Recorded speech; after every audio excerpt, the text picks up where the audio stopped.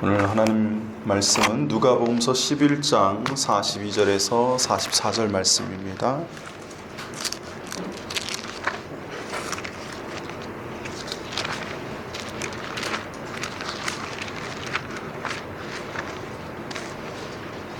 누가복음서 11장 42절에서 44절까지 함께 읽겠습니다. 화했을진저 너희 바리새인이여 너희가 박하와 운양과 모든 채소의 11조는 들이되 공의와 하나님께 대한 사랑은 버리는도다. 그러나 이것도 행하고 저것도 버리지 말아야 할지니라. 화했을진저 너희 바리새인이여 너희가 회당의 높은 자리와 시장에서 문안받는 것을 기뻐하는도다. 화했을진저 너희여 너희는 평토장한 무덤 같아서 그 위를 밟는 사람이 알지 못하느니라. 아멘. 할렐루야. 오늘 성경 말씀은 바리새인들에 대해서 예수님께서 경고하신 화했을진저라고 하는 것은 사실은 저주가 있을지어다 라는 말씀과 같은 내용을 우리말로 좀 화했을진저라고 좀 이렇게 온건하게 번역을 한 거예요. 근데 이제 그 의미 자체는 저주가 있으리라 이런 얘기입니다. 그러니까 그만큼 이런 모습을 견지하는 자는 구원을 얻을 수 없고 하나님께 복받기를 기대하지 말아라 라고 하는 거예요.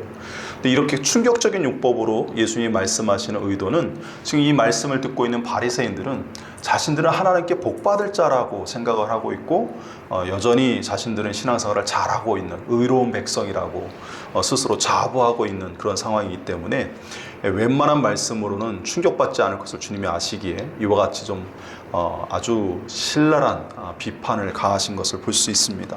오늘 본문에서 예수님께서 크게 세 가지를 지적하시고 있는데 첫 번째는 이제 11조에 대한 이야기고 두 번째는 그들의 명예욕과 관련된 내용이고 마지막 세 번째는 그들의 외식이 갖고 있는 무서움이 무엇인지를 지금 이제 지적하시는 모습으로 이게 세 가지 이야기가 연이어 소개되는 것을 볼 수 있습니다. 첫 번째 11조를 보면 42절에 화했을진저 너희 바리새인이여 너희가 박하와 운양과 모든 채소의 11조는 들이되 공의와 하나님께 대한 사랑은 버리는도다. 그러나 이것도 행하고 저것도 버리지 말아야 할지니라 라고 예수님이 말씀을 주셨어요. 과거에는 회양과 근채와 박하의 11조를 그들이 이제 드렸다라고 표현되어져 있는데 그 박하는 똑같이 나오고요. 회향이 이제 운향으로 바뀌어서 이제 번역이 됐고 근채가 이제 모든 채소라고 이제 번역이 됐습니다. 그리고 인과 신을 버리지 말아야 할 것이다. 뭐 이렇게 얘기했는데 그거를 하나님의 공의와 하나님에 대한 사랑으로 정확하게 이제 풀어서 번역을 해 놨어요. 그래서 예전보다는 더 정확한 번역인데요. 일단 이 사람들이 얼마나 철저하게 11조를 드리는지 예수님이 예를 들어서 언급을 하십니다. 박하와 운양과 모든 채소의 11조를 드렸다라고 그들이 11조를 철저히 드렸다는 사실을 언급하고 있어요. 일단 박하는 우리가 알고 있는 향신료죠. 근데 이제 운양은 뭐냐면 운양이 이게 쓴맛이 좀 나는 근데 이제 향이 좀 강한 그래서 어떤 그 향 때문에 이것을 섞어서 요리할 때 이제 넣는 건데 샐러드나 뭐 요리를 조리할 때 이게 넣는다 그래요. 근데 이게 맛은 사실은 쓴맛이 나요. 그리고 그 안에 독성이 있습니다. 그래서 많은 양을 넣을 수가 없어요.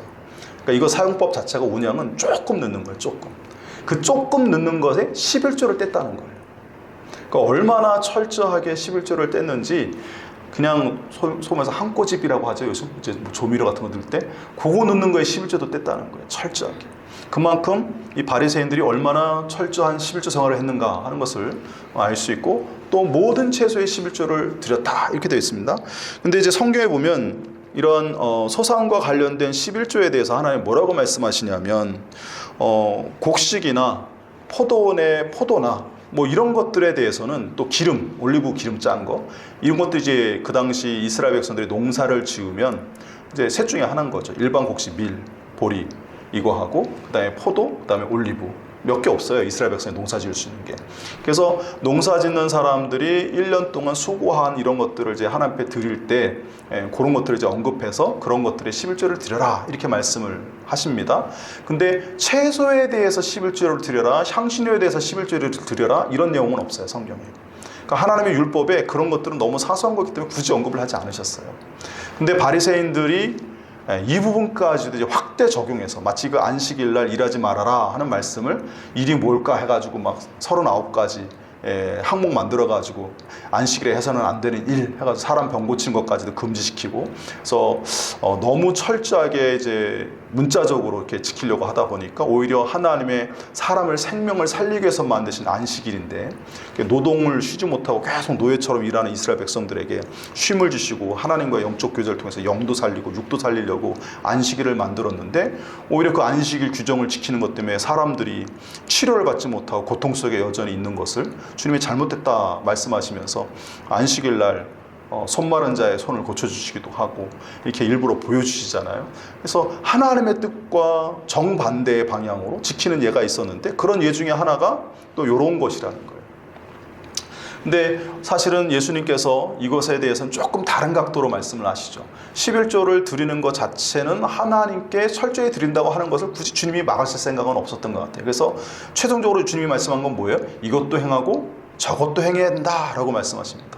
어떤 분들은 그래요. 11조에 대한 얘기가 구약 성경 제사장들 관련해서 이제 나오다 보니까 제사장들이 이제 토지 소산이었고 주어진 기업이 없으니까 하나님이 그들의 기업이 되셔서 백성들이 드린 11조에 대해서 그들이 하나님께서 이제 취해서 그것으로 생활 양식을 삼도록 하셨잖아요. 근데 오늘날 제사장도 없고, 그죠? 엄밀히 얘기하면 목회자가 제사장은 아니니까 제사장도 없고 그렇게 11조를 드리는 것이 그 시대만 있었던 거다 이런 얘기를 해요. 예수님은 그런 말씀 하신 적이 없다. 근데 여기 성경에 명확하게 예수님이 이것도 하고 저것도 해라 말씀을 하셨어요. 근데 여기서 이것도 하라 할 때 말씀은 바리새인들이 향신료의 11조까지 철저히 드리는 것도 행하고, 예수님이 정말 중요시 여기시는 이 11조를 드리라고 하는 것에 담겨져 있는 법정신, 하나님에 대한 사랑, 그리고 그것을 드림에 있어서 하나님이 기뻐 받으실 만한 11조가 되게 하기 위한 공의라고 하는 조건에 대해서도 주님이 충족시켜야 한다는 사실을 이제 강조해서 이것도 지키고 저것도 지켜라 라고 말씀하시면서 온전한 11조를 드려라 라고 주님이 말씀하셨지 11조를 드리지 말라고 하신 적이 없어요. 그래서 사람들이 돈이 아까워서 그런 말을 하는 것 같은데, 근데 하나님께서 11조를 드리라고 하신 그 본 목적을 우리가 알면 그것은 분명히 우리가 드리는 것이 맞는 줄로 믿습니다. 하나님 이스라엘 백성에게 11조를 드리라고 하시는데 전제 조건이 있죠. 그냥 11조를 드려라고 말씀하신 게 아니었어요. 그죠? 물론 그런 11조를 드리라고 말씀하지 않을 때 아브라함은 하나님의 구원의 은혜에 감사해서 예루살렘의 살렘의 그 왕이었던 멜기세덱 대제사장에게 스스로 자원하여 드리기도 했지만, 하나님이 율법으로 드리라라고 말씀하실 때는 전제 조건이 있죠. 첫 번째가 뭡니까? 이스라엘 백성들에게 기업으로 땅을 주셨어요.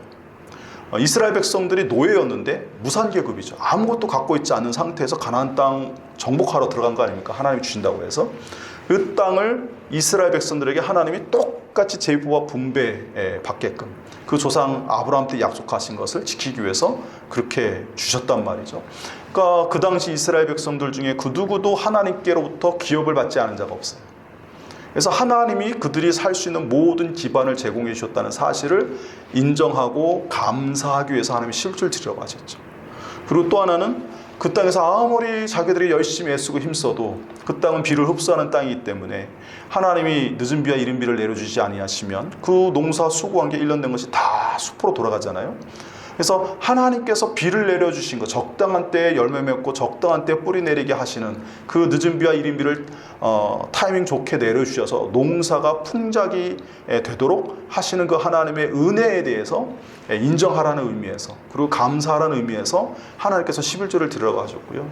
또 하나는 그들이 수고한 것들이 약탈당하지 않도록 하나님께서 지키시고 보호하신다는 그 약속이 이행되어졌을 때 그들이 하나님께 드릴 수 있는 것이죠.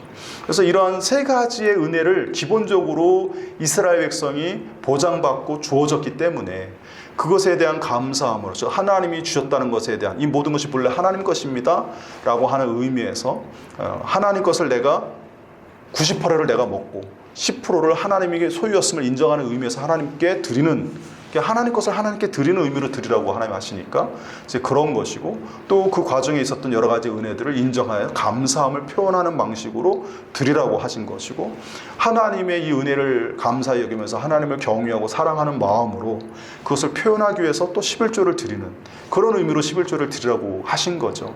그러니까 하나님이 드릴 수 있도록 풍성한 조건과 여러 가지 은혜를 이미 다 주시고 난 이후에 그거의 10분의 1을 하나님이 순종하는 여부와 또 하나님에 대한 감사의 여부를 받기 위해서 확인하기 위해서 드리라고 하신 것이잖아요.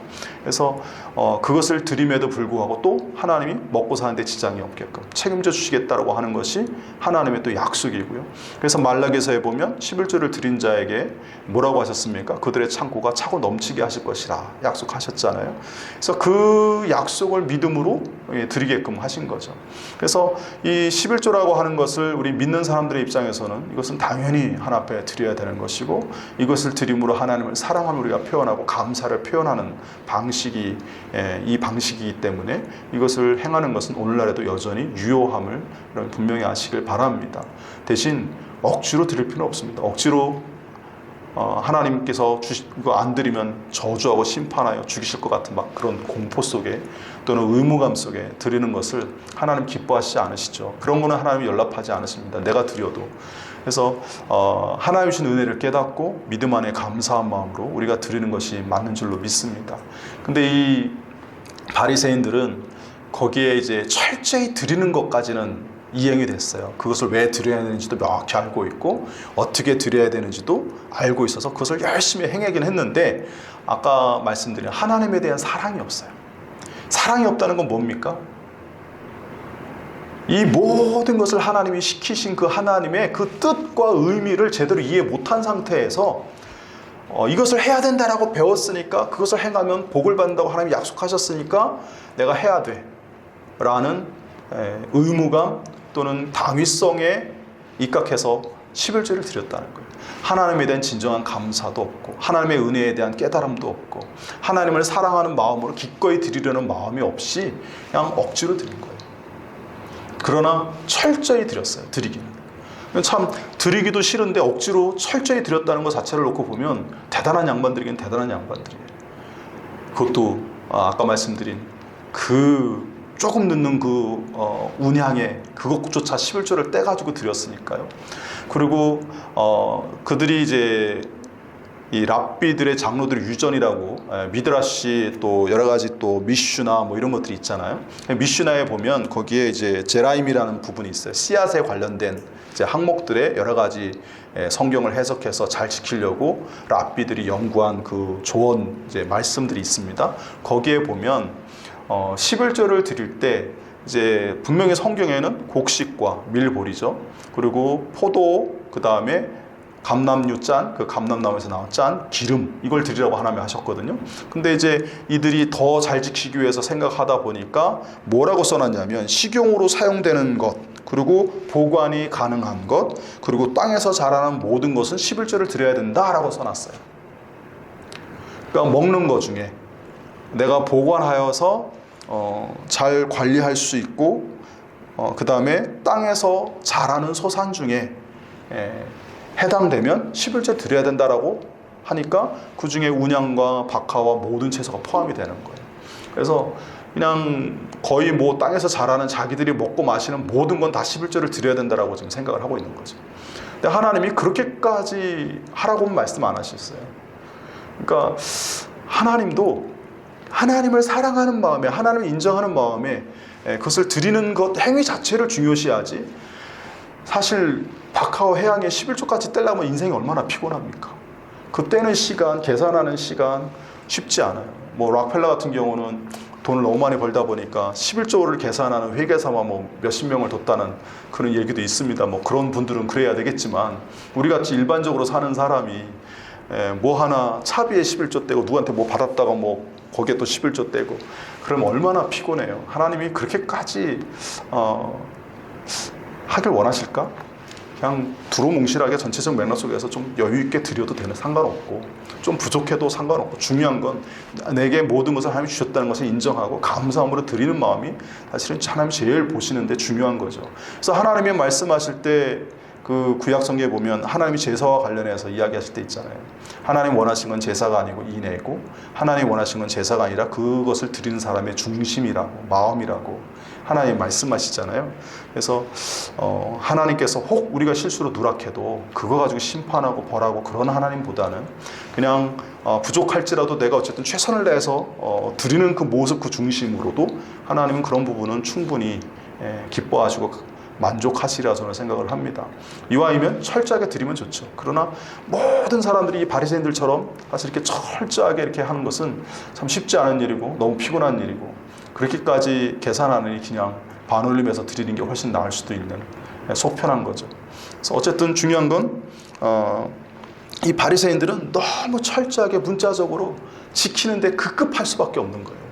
그러다 보니까 계산이 맞나 틀리나 드릴 때까지도 막 그런 것만 생각하지, 이것을 드리면서 하나님이 주신 그 은혜에 감사하고 그것을 묵상하고 하나님 앞에 내가 왜 드려야 되는지 의미를 다시 한번 생각해 보면서 이것을 주신 하나님의 그 사랑을 내가 체험하고 이렇게 느끼는 그런 시간들이 별로 없는 거죠. 그러니까 여러분들이 주일날 오실 때 11조도 드리시고 감사헌금도 드리시고 주일헌금도 드리시고 여러 헌금들을 드리십니다. 각자 형편대로. 뭐 액수는 하나님이 주신 것에서 우리 한도 내서 우리가 비례해서 드리는 거니까 많이 드리든 적게 드리든 그건 중요한 게 아니죠. 중요한 건 하나님이 뭘 보시겠습니까? 우리의 중심, 어떤 마음으로 그것을 드리느냐, 이게 참 중요한 거 아니겠어요? 그래서 똑같이 주일날 주일 헌금을 드리더라도 그냥 뭐 매달 5,000원씩 10,000원씩 드리니까 드리는 것보다는 그 한 주간 동안 하나님이 내게 주신 은혜들을 좀 내가 생각해 보면서 내가 이걸 왜 드려야 되는가 하는 의미도 좀 다시 한번 생각해 보면 좋겠어요. 그래서 이번 주에 특별히 어떤 감사할 일들이 있을 수 있잖아요. 그러면 그것과 관련해서 믿음을 담아가지고 하나님 이번 주에 이렇게 내게 은혜 주신 거 내가 기억합니다. 감사하는 마음으로 내가 주일헌금 드립니다. 또는 11조를 드립니다. 또는 뭐 감사헌금을 드립니다 하면서 이렇게 의미를 담고 묵상하는 시간들을 좀 가지고 드리면 이게 훨씬 하나님이 기뻐하시는 헌금이 아닐까, 그런 생각을 좀 해봅니다. 그래서 하나 앞에 하나를 드리더라도 좀 마음을 다해서 좀 생각을 하고 묵상을 하고 그렇게 드리는 우리 새소망교회 성도님들이 되시면 좋겠습니다. 그게 더 의미가 있어요. 하나님께 액수를 정확히 드리는 겁니다. 그래서 주님께서 너무 철저히 잘 드리긴 하는데 안타까우신 거예요. 하나님을 사랑하는 마음이 부족한 거예요. 그걸 깨닫지 못해요. 그 모든 것을 풍성하게 누리게 하신 그 하나님, 그들을 향한 하나님의 그 사랑을 못 느끼는 거예요. 그냥 의무적으로만 안 드리면 벌 받을 것 같고 드리면 복을 받는다고 하니까 열심히 복 받기 위해서 드리는 데만 힘쓰는 거죠. 그러니까 계산을 철저하게 하려고 막 계산만 하는 거예요. 주님이 하나님을 사랑하는 마음으로 드려야 한다, 이렇게 말씀하시고, 또 하나는 공의를 이야기하셨어요. 공의. 하나님에 대한 사랑이니까 사랑은 하나님과의 관계 속에서 이 11조의 의미를 찾아서 드리려는 것이고, 공의라고 하는 것은 하나님의 공의가 어떻게 나타납니까? 이 세상에서 다른 사람들과의 관계 속에서 나타나죠. 의라고 하는 것은 하나님의 거룩함이, 의로움이 세상에 드러나야 되는데 그게 다른 사람과 우리와의 관계 속에서 사실 드러나요. 그래서 이 11조와 관련된 공의가 뭘까 할 때 두 가지 의미가 있을 것 같습니다. 첫 번째는 분배 정의 같은 거. 그래서 구제의 11조를 하나님이 드리라고 하셨잖아요. 그러니까 11조를 드리는 거 외에 3년에 한 번씩 구제를 위한 11조를 따로 모으게끔 하나님 명령하셨어요. 그래서 그거는 성전이나 성소에 11조가 이렇게 보내져서 제사장과 대제사장이 또는 레위인들이 생활비로 쓰게 하신 게 아니고 마을 공동창고에 그것을 모아갔다가 가난한 자들을 구제하는 데 쓰게 하셨어요. 그래서 과부, 고아, 나그네라고 하는 이 3대 보살핌의 대상이 있잖아요. 그런 사람들에게 이것을 나누어줘서 그들이 먹고 살고 도둑질하지 않고 하나님 말씀을 지키며 살 수 있는 그 사회 안전 보장 장치를 하나님 마련해 주셨단 말이죠. 그래서 그런 방편으로 3년에 한 번씩 11조를 따로 또 모으게 하셨어요. 근데 이제 구제의 11조 분배정에 관련된 그 11조 공이냐? 근데 그건 아닌 것 같아요. 왜냐하면 바리새인들의 행위를 예수님이 이제 외식을 비판하실 때 마태복음 6장에 보면 첫 번째로 언급되는 게 뭐냐면 구제예요. 구제. 그들은 시장 어귀에서 딸랑딸랑 종을 흔들면서 가난한 자들을 구제하는 일에 되게 열심히 해요. 바리새인들보다 더 구제를 많이 하는 사람이 없어요. 이 시기에. 바리새인이 기본적으로 부자이기도 하지만 이 구제하는 일들을 열심히 했어요. 근데 단 뭐가 문제였냐면 사람들이 알아주기를 바라는 마음에 그것을 드러내게 너무 했다는 거죠. 오른손이 하는 걸 왼손이 모르게 하라 주님 말씀하실 만큼 그들의 행위는 너무 명확하게 드러나서 사람들한테 칭찬을 듣는 것에 익숙해지게끔, 그래서 그것을 당연시 여기게끔 할 정도로 많이 했어요. 그러니까 분배 정의와 관련된 11조는 아닐 거예요. 그렇다면 11조와 관련해서 정의를 생각할 수 있는 것은 하나님 앞에 드리는 이 11조 헌금의 출처, 이 돈이 과연 부정한 헌금이냐 아니면 정당하게 번 헌금이냐 하는 그런 부분이 아닐까 이렇게 좀 생각을 해봅니다. 근데 성경에 보면 이 바리새파 사람들의 스승이라고 할 수 있는 이 서기관들과 관련해서, 서기관이 물론 바리새파 출신만 있는 건 아니에요. 일반 사두개인들 중에도 서기관이 나옵니다. 서기관이라는 건 율법학자니까 사두개인들 중에도 율법을 연구하는 자들이 있을 수 있죠.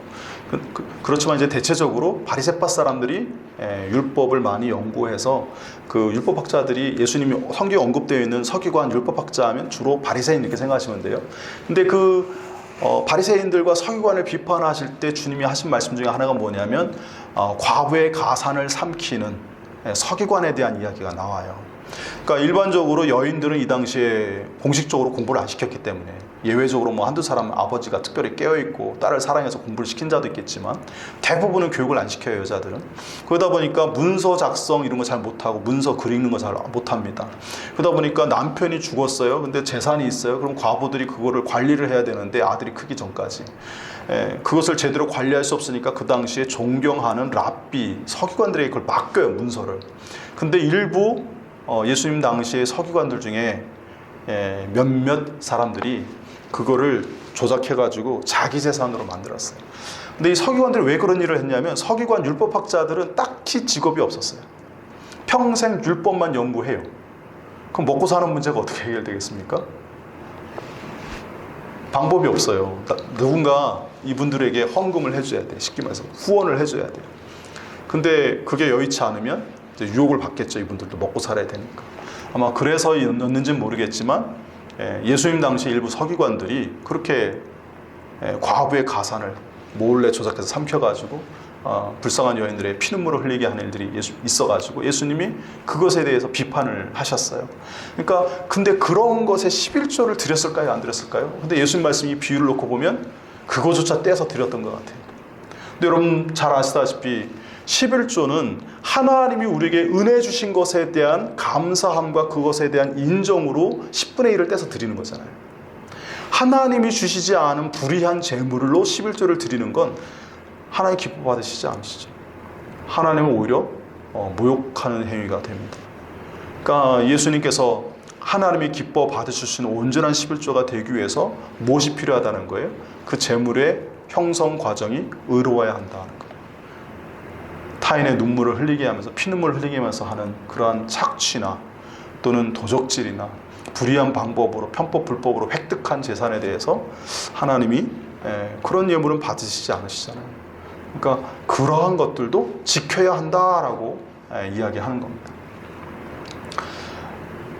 이런 부분들을 이제 예수님이 이제 지적을 하시면서 비판을 하셨고, 그래서 예수님은 그 당시에 어떻게 행해야 되느냐, 지키는 것도 율법도 철저히 지키는 것도 좋지만 그보다 더 중요한 건 하나님을 향한 사랑, 그게 제일 중요하고 그 과정인 공의가 뒤따라갈 때 이것이 온전한 우리의 헌신과 드림이 될 수 있다라고 하는 점에서 이 모든 걸 주님이 이제 다 갖춰야 한다라고 말씀하셨어요. 예수님은 율법을 폐하러 오신 분이 아니라 완전케 하러 오신 분이라고 마태복음 5장에 명확하게 말씀하고 계시잖아요. 그러니까 바리새파 사람들이 생각할 때 그거 아니야 라고 말씀하시니까 율법을 폐하러 오셨나 이렇게 생각했는데, 사실은 그게 아니고 잘못된 방식으로 지키거나 잘못된 것을 가르칠 때 주님이 그건 틀렸다라고 말씀하시면서 온전한 방식은 이런 거야 라고 얘기하신 것이지, 결코 율법을 폐기하신 것은 아니다 하는 부분에서 우리도 구약의 율법에 상당히 나름대로 오늘날도 지켜야 되는 것들은 명확하게 우리가 준수해야 됨을 여러분 분명히 아시기를 바랍니다. 그래서 구약 성경에 여러 가지 그 율법의 성격이 있습니다만, 제사법과 같이 오늘날은 더 이상 적용되지 않는 법이 있죠. 예수님으로 인해서 완성된 법. 예수님이 대속의 은혜를 이미 완성하셨기 때문에 더 이상 우리가 어린 양 잡아서 제사장들이 피 흘려가면서 제사 드리지 않잖아요. 그래서 그런 법들은 더 이상 우리에게 필요가 없어요. 그리고 정결법도 마찬가지입니다. 예수 그리스도 안에서 모든 것이 정결케 됐기 때문에 예수의 피로 이렇게 못 먹는 거 없고, 그죠? 다 먹을 수 있습니다. 아무 문제가 없어요. 그래서 하나님께서 어떤 건 먹고 어떤 건 먹지 말라 하는데, 돼지는 먹지 말고 소는 먹어도 된다, 이렇게 기준을 세우셔 주셨잖아요. 근데 이제 그러한 것들에 대한 모든 차별과 구별이 이제 철폐되는 거죠. 예수 그리스도 안에서 다 회복돼서 온전해짐으로. 그래서 그런 믿음 속에서 이런 것들이 변화됐기 때문에 제사법과 정결법, 제사장과 관련된 법들은 더 이상 우리가 그것을 지킬 필요가 없어요. 그래서 교회에서 제사 안 드리잖아요. 여기는 제단이 아닙니다. 그래서 여러분들 강단을 제단이라고 가끔 이제 불러서 우리 제단이 어떻게 이렇게 기도하시는데, 그런 것들은 잘못된 기도입니다. 그리고 율법 가운데는 오늘날도 과거도 변치 않는 게 있어요. 아니, 주의를 거룩히 지키는 거, 그다음에 부모를 공경하는 거, 거짓말하지 않는 거, 도둑질하지 않는 거, 이거는 예전이나 지금 똑같이 지켜야 되는 법이에요. 그래서 율법 중에 오늘날 우리도 지켜야 되는 것들이 많이 있습니다. 그리고 또 하나는 어떤 법이 있냐면 사회법인데, 그 당시에는 그 당시 문화가 이래가지고 이렇게 지켜야 되는 것들이 있는데, 오늘날에는 사회가 바뀌었어요. 문화가 바뀌었어요. 그래서 그 법정신의 그것을 하나님이 제정하신 법 의도가 있잖아요. 그 법정신에 맞게끔 오늘날 적용해서 지켜야죠. 그 중에 대표적인 게 이자 받는 문제 같은 겁니다. 형제에게 이자를 받지 말아라, 이방인에게 이자를 받고. 근데 사실 이 의도가 뭐냐면 고리대금을 하지 말라는 뜻이었어요. 그래서 그 당시에 이제 고리대금으로, 워낙 이자가 다른 나라들이 세니까 한 번 이 돈을 빌리면 돈을 못 갚고 어떻게 됩니까? 결국은 노예로 팔려가요. 그런 일이 생기니까 이스라엘 백성들에게는 절대로 너희 동족에게는 그렇게 이자 받지 말아라 라고 말씀을 하셨고요. 그리고 그렇게 해서 그럼에도 불구하고 노예로 팔려간 경우에 어떻게 하라고 하십니까? 신년이 되거나 안식년법이 되면 돌려보내죠. 그래서 자유민으로 회복해서 다시 하나님의 백성으로 자유를 누리며 살아갈 수 있는 제도를 만들어 주셨어요. 그래서 하나님 안에서 그와 같은 은혜를 누리게끔 하나님이 만드셨죠. 근데 이제 오늘날 이자라는 것이 개념이 달라졌어요. 그런 고리대금은 지금도 여전히 사회법으로 제한을 두면서 20% 이상 못 받게 한다든가 뭐 이렇게 하잖아요. 근데 그걸 그 이상으로 받고 막 착취하면 잡아가죠. 법을 어겼다고 해서. 근데 최소한의 은행 이자, 그 물가 상승만큼의 이자는 받게끔 하잖아요. 원금을 가치를 보존하기 위해서. 그래서 이자를 돈을 빌려줄 때 이자를 받는 것이 과하지 않으면 그것이 큰 죄가 된다고 생각하는 사람은 아마 없을 거예요. 그렇듯이 하나님이 그런 법을 만들어주신 원래 그 법 정신 의도에 맞게끔 오늘날 적용해서 지켜야 되는 부분들이 분명히 있습니다. 그러니까 대표적인 예로 예수님이 말씀하신 거죠. 너희 이렇게 배웠으나 나는 너에게 이렇게 말씀한다 라고 하면서 6가지 반제라고 하죠. 그러니까 모세 때 당시에 사람들이 약해서 이혼을 하잖아요. 이혼 증서도 안 써주고 이혼을 해요. 근데 이제 문제는 뭐냐면 저 여자가 나랑 이혼했다라고 해야 저 여자가 이제 자유인이 돼가지고 다른 남자한테 시집이라도 갈 수 있는데, 그래야 이제 남편의 보살핌을 받고 사는데, 왜냐면 그 당시 여인들은 하나의 인격체요 어떤 그 주인 그게 아니거든요. 그러니까 남자들만 소유권을 갖고 있는, 법적으로 그게 보장되는 그런 고대 근동 문화다 보니까 남편이 이혼 증서도 안 써준 상태에서 그냥 방치하면 그 여자는 이 남자의 부인인 상태가 되는 거예요.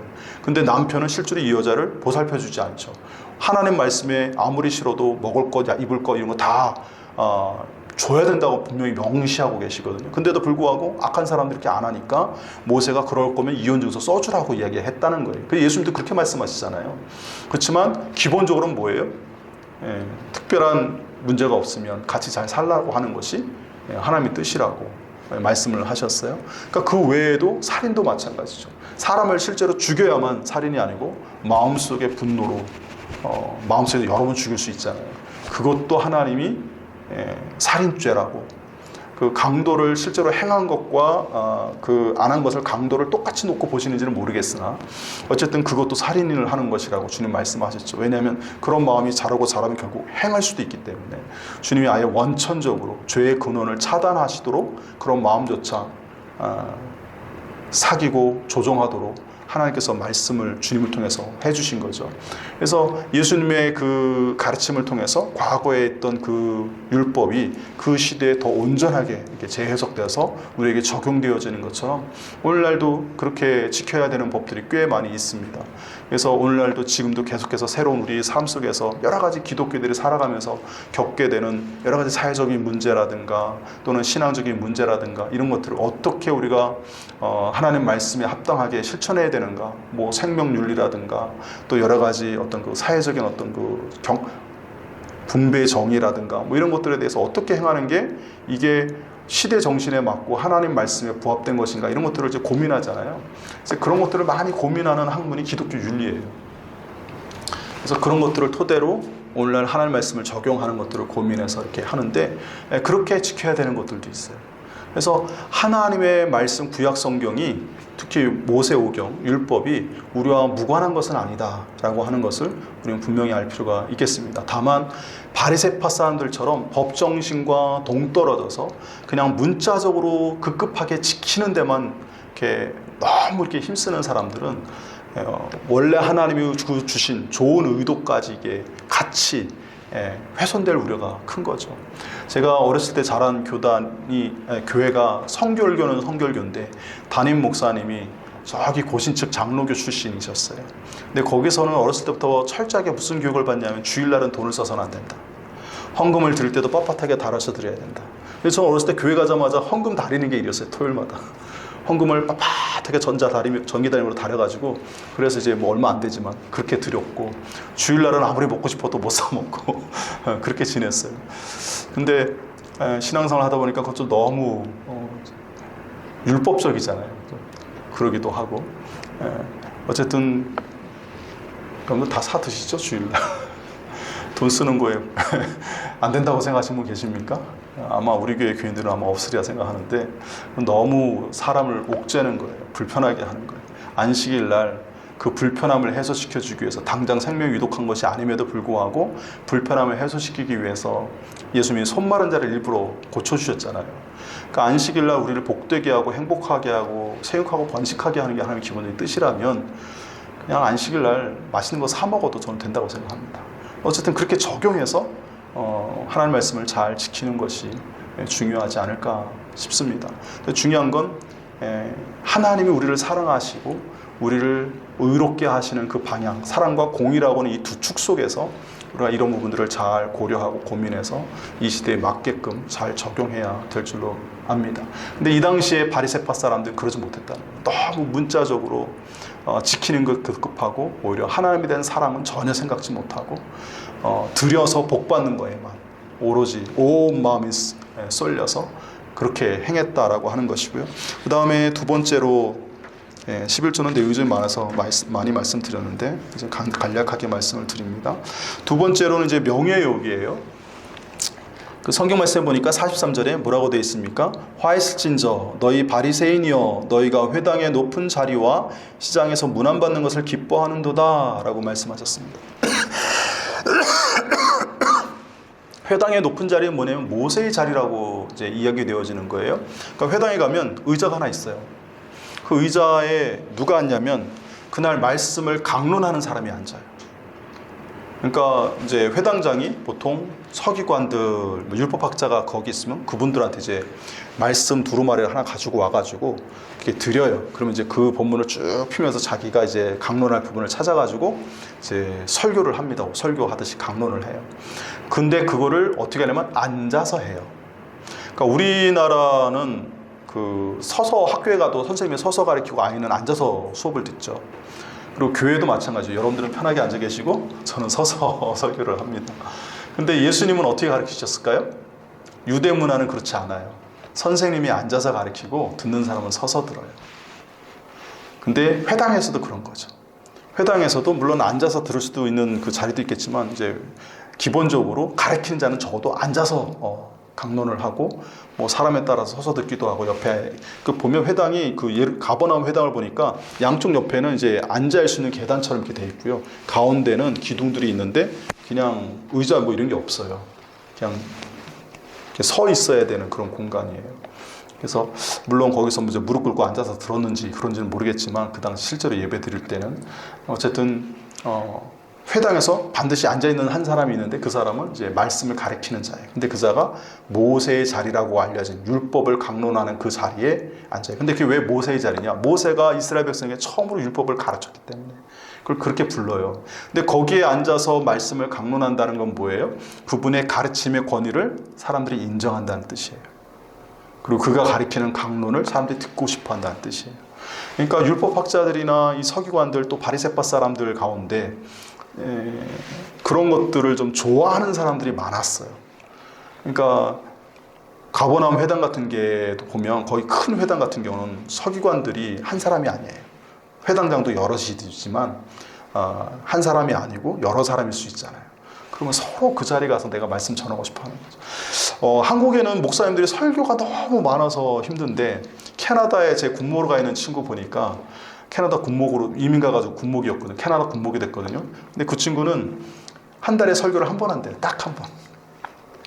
그 군인 그 채플 그 예배당에 군목이 4명이래요. 그래서 원래는 2주에 한 번씩 했는데 더워가지고 돌아가면서 하다 보니까 한 달에 한 번 설교한대. 주일 예배 딱 한 번. 남는 시간은 그냥 이제 돌아다니면서 상담하고 군인들 이제 뭐 이렇게 돌보고 이렇게 하는 거예요. 그러니까 시간이 널널해요. 한국하고 완전히 차원이 달라요. 근데 회당도 그러다 보면 서로 설교하고 싶겠죠. 서로 모세의 자리에 앉고 싶고. 근데 그런 마음을 예수님이 지적하시는 거예요. 그러니까 자기가 좀 괜찮은 설교가요, 또 사람들 앞에 그 가르침의 권위를 인정받고 싶고 자기가 주장하는 바가 사람들이 인정받고 싶은 그런 욕구가 이 당시에 바리새파 사람들 지도자인 서기관들에게 꽤 많이 있었다는 거예요. 근데 여러분 잘 아시다시피 말씀을 강론하는 자의 첫 번째 마음 중심은 어디에 있어야 됩니까? 하나님 말씀을 온전히 대언하여 전하는 데 목적이 있어야죠. 내가 인정받는 건 의미가 없고요. 하나님 말씀을 잘 전했느냐, 전달했느냐, 이게 제일 중요하죠. 거기서 잘못된 이야기를 한다거나 인간적인 얘기를 한다거나 내 얘기를 한다는 것은 그것은 하나님 기뻐하시지 않는 것이라고 저는 생각을 합니다. 그러니까 그렇게 생각을 하고 그렇게 말씀을 전하는 데 집중을 해야 되는데 이분들은 내가 설교를 해야 된다 생각하고 내가 설교한 것에 대해서 사람들이 반응이 좋아야 기분이 좋고 인정을 또 다른 랍비들과 비교해서 내가 좀 우월한 자로 인정받아야 만족하는 그런 명예욕, 교만함이 되게 많았다는 거예요. 그래서 이 회당에서 예배 드릴 때마다 다퉈요. 그걸 가지고. 그리고 또 잔치에 가면 또 선생님 랍비요 하면서 이렇게 막 모셔가지고 하는데 누구를 제일 높은 자리에 앉히는가 하는 것에 사람들이 주목하여 바라보고 자기가 그 자리에 가야 만족을 하는 그 모습들이 있었다는 거예요. 그래서 예수님이 특별히 이야기하시잖아요. 어느 잔치 자리에 가거든 상석에 앉지 말고 말세에 가서 앉아있어라. 상석에 앉아있는 너보다 중요한 사람이 와서 자리를 좀 비켜달라고 하면 그 망신이니까 차라리 말석에 있다가 이렇게 올림받아서 이게 상석에 가는 것이 낫다. 주님 말씀하시지 않습니까? 그러니까 이 얘기는 뭡니까? 항상 하나님의 사람들은 겸손해야 하고 하나님 말씀을 온전히 대언하는 자여야 되고 사람 앞에 자기를 드러내기보다는 하나님을 드러내는 자가 돼야 되는데 그러지 못한 이 바리새인들의 말로는 하나님께 영광하는데 자기의 영광을 추구하는 이러한 외식된 모습에 예수님이 비판을 가하셨습니다. 그래서 예수님이 제자들에게 마태복음 23장에서는 이렇게 얘기해요. 랍비라 칭함을 받지 말아라. 선생은 하나이니 너희는 다 형제다 라고 하면서 선생이란 칭호를 받으려고 노력하지 말아라. 그리고 또 뭐라고 얘기하냐면 또한 지도자라 칭함을 받지 말아라. 너희 지도자는 한 분이시니 곧 그리스도시니라 라고 말씀을 하시면서 서로 다른 사람들보다 내가 더 위에 올라서려고 그런 것에 더 마음 쓰지 말아라 라고 이야기하십니다. 예수님께서 천국은 세상과 다르다고 얘기하시죠. 그러면서 뭐라고 하십니까? 낮추는 자가 높아지고 높이는 자는 스스로 높이는 자는 낮아지게 될 거라고 겸손함을 이야기하시잖아요. 심지어는 예수님은 자기는 겸손히 섬기기 위해 오셨다라고 얘기하시면서 이런 부분을 대조적으로 말씀도 하셨고 실제로 그렇게 보여주셨어요. 그래서 가장 대표적인 겸손의 모습이 뭐로 우리가 기억하고 있습니까? 마지막 유월절 만찬 그날 제자들의 발을 씻겨주시면서 섬겨주시는 그 예수님의 모습. 발을 씻기려면 무릎을 꿇어야 되는 제자 앞에 무릎 꿇고 발을 씻겨주시는 그 주님의 모습이 그 겸손의 대표적인 모습 모습이라고 우리가 알고 있습니다. 그래서 예수 믿는 사람들은 철저하게 이런 부분들을 항상 유념하셔야 됩니다. 하나님이 높여주셔야 우리가 높아지는 거지, 내가 높이려고 한다고 높아지지도 않고, 물론 사람들을 동원해서 입김 넣고 자기 PR 해가지고 어느 정도는 높아질 수 있죠. 정치인들 정치하다 보면 그런 거 전혀 안 하면 또 안 되잖아요. 지금 세상 자체가. 그래서 거기에 익숙해지다 보니까 우리도 그런 것들을 좀 하게 됩니다. 근데 여러분, 아무리 내가 그걸 많이 한들 내가 실력이 없고 또 하나님이 세워주지 않으면 그것이 유지가 됩니까? 그러지 않죠. 차라리 겸손히 묵묵히 자신의 일을 최선을 다해서 능력 있게 해내는 그 모습을 갖고 하다 보면 하나님의 때에 하나님이 발견되게 하셔서 높여 세워지게 하실 때가 있을 줄 믿으시길 바랍니다. 그것이 가장 좋은 모습인 줄로 믿습니다. 마지막 세 번째는 예수님이 말씀하시기를, 화 있을진저 너희는 평토장한 무덤 같아서 그 위를 밟는 사람이 알지 못하느니라 라고 하셨어요. 평토장한 무덤, 평평하게 만든 무덤이라는, 봉분이 없는 무덤이라는 거예요. 근데 유대인들은 정결법에 의하면, 바리새파 사람들 특히 그걸 중시하잖아요. 그들에 의하면 시신이 있는 장소에 내가 발을 디디면 어떻게 됩니까? 내가 부정해지는 거죠. 근데 무덤인지 알 수가 없어요. 평토장한 무덤이기 때문에. 봉분이 없어요. 무덤의 표시를 알 수가 없어요. 그렇기 때문에 사람들은 그걸 모른다라고 지금 이야기하는 거잖아요. 근데 바리새인들의 모습이 지금 그렇다는 거예요. 바리새인들 속 안에 지금 뭐가 가득하다고 주님 말씀하십니까? 부정적인 마음들이 가득하다 이렇게 얘기하세요. 탐욕, 시기, 질투, 또 원망하는 마음, 부정적인 생각들, 도둑질하는 마음, 아까 그 과부의 가산을 삼키는 서기관처럼 그런 마음들이 여전히 막 들끓고 있는데, 겉으로는 바리새인들 그 좋은 옷 입고 거룩한 모습으로 사람들 앞에서 이렇게 행세를 한단 말이에요. 그럴 때 사람들은 볼 때 겉모습만 보고, 이야, 저분들 정말 거룩한 분인가 보다, 뭔가 대단한 분인가 보다. 일반 무지렁이 보잘것없는 갈릴리의 농민들이나 어부들이나 목수 이런 일을 한 사람들은 율법에 대해서 공부했다 그러고 수십 년 동안, 그리고 뭔가 있는 것처럼 또 보여요. 사람들이 자기들끼리 막 높여요. 선생님 하면서. 그러면 일반 사람들은, 잘 모르는 사람들은 그런가 보다 하고 이제 따를 거 아닙니까? 근데 이제 문제는 뭐냐면, 그들이 전하여 주는 말씀이 예수님에 의하면 잘못된 가르침을 전하고, 그래서 마태복음 23장에는 오늘 본문에 그런 내용이 없습니다만, 자기도 천국문에 서서 들어가지 않고 남도 들어가지 못하게 하는 그런 결과를 낳는, 그러니까 잘못된 구원의 길을 제시하는 거죠. 세상으로 넓은 길을 제시하고 멸망의 길을 제시해놓고 다른 사람들도 다 굴러가게 하면서 구원의 길, 예수님의 길로 인도하지 않게끔 이렇게 가로막는 그런 일들을 행하니까 사람들이 그들을 따라가면 다 망하는 거죠. 다 부정해지는 거고 다 멸망에 이를 수밖에 없는 그런 상태가 되게끔 만드는 존재가 이 당시에 서기관과 바리새인들이었다는 거예요. 그리고 그 속을 들여다보면 정말 그 겉으로 드러나는 거룩함과는 정반대되는 불의함과 더러움들이 가득해 있는 그 모습이라는 거죠. 그래서 예수님께서 강조하신 게 뭐냐면, 속 사람을 깨끗하게 해야 된다는 부분을 굉장히 강조하시잖아요. 바리새인들의 그 외식을 비판하시면서 그 속 마음, 사람을 더럽게 하는 것은 밖에서 안으로 들어가는 게 아니라 안에서 밖으로 나오는 인간의 그러한 여러 가지 부정적인 감정들이라고 예수님 말씀하시면서, 그런 것들을 하나님의 말씀으로 깨끗하게 정결하게 바꾸어가고 그 말씀에 우리 삶에 적용해서 그런 부분들을 우리가 수정하고 또 그런 것들을 상쇄하고, 또 하나님 안에서 우리가 그런 부정적인 마음을 십자가에 못 박아가면서 예수님의 거룩한 마음, 의롭고 겸손하고 온유하신 마음을 우리가 품어서 변화된 모습으로 주님 앞에 나아가야 될 줄로 믿습니다. 그렇게 살아야 한다고 주님이 지금 바리새파 그리고 그들의 지도자인 서기관들에게 마지막으로 지금 경고하시면서 이제 권면을 하시는데, 그 말씀을 듣고 사실은 많은 이들이 예수를 믿었어요. 니고데모와 아리마대 요셉뿐만 아니라 사도행전에 보면 바리새파 사람들 중에 상당한 숫자가 그 초대교회 부흥 과정에 교회 안으로 들어오는 걸 볼 수 있습니다. 그러니까 그 모든 것들이 주님이 이 씨를 뿌린 게 결코 헛되지 않았음을 우리에게 이제 알려주는 것이죠.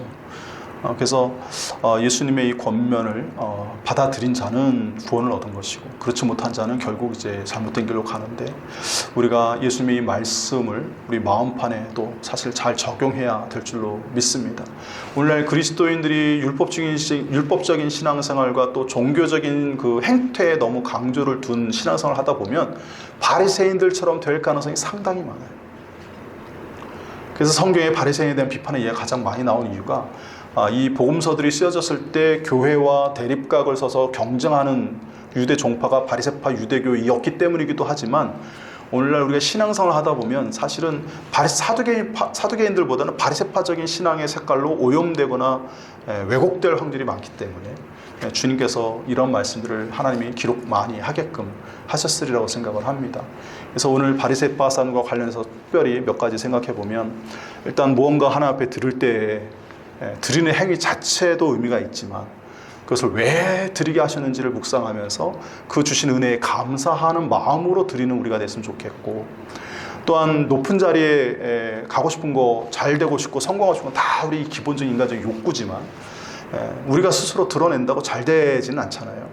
하나님이 세워주실 때를 기다리면서 겸손함으로 우리가 예수님을 닮아가는 그러한 스스로 낮출 줄 아는 그러한 하나님의 백성들이 됐으면 좋겠고, 마지막으로는 우리 안에 있는 이것들이 깨끗하여져야 되지 않습니까? 뭐 사실 바리새파 사람들을 비판했지만 그런 마음들이 순간순간 우리 안에도 사탄이 악한 생각들을 뿌려주고 가고 있고, 또 내 스스로 그런 것들을 품기도 하고 해서 하나님의 거룩한 마음보다는 인간적인 욕정이 더 우리를 지배할 때가 있잖아요. 그래서 늘 그런 것들을 경계하면서 날마다 사도 바울처럼 그런 마음들은 십자가에 못 박고 예수 그리스도의 그 마음을 내 안에 다시 되새기면서 예수님을 닮은 모습으로 우리가 살아가면 좋겠습니다.